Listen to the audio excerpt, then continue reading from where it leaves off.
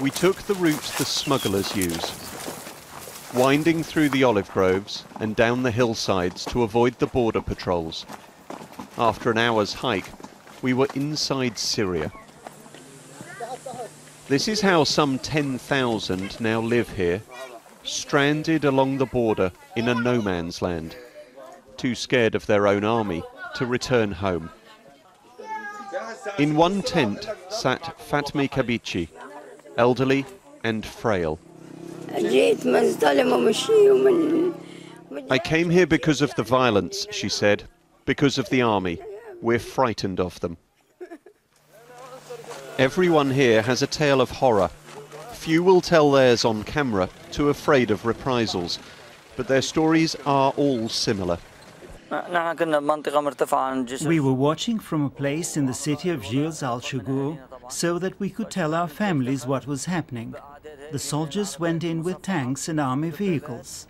They brought bulldozers and they started to attack the buildings. They entered offices and they stole whatever they wanted, and then they set fire to them. The people of Syria have been all but sealed off for 3 months now, as the president has tried to crush a rebellion he blames on religious extremists. What many people here have told us is that the Syrian army and secret police are getting closer to this point every day. We now believe that they're just 2 or 3 miles in that direction.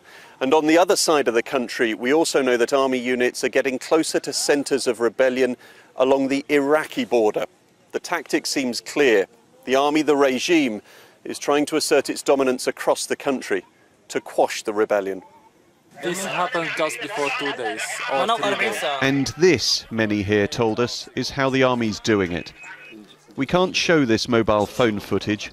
It's of a dead man with a long, bloody wound along the top of his skull. What does this make them think of their president? Bashar? He's a traitor, this man told us. He should give us our freedom. Such open dissent was once unheard of in Syria. It is perhaps a sign that the brutality, far from crushing this rebellion, is actually fanning its flames. Matthew Price, BBC News, Northern Syria.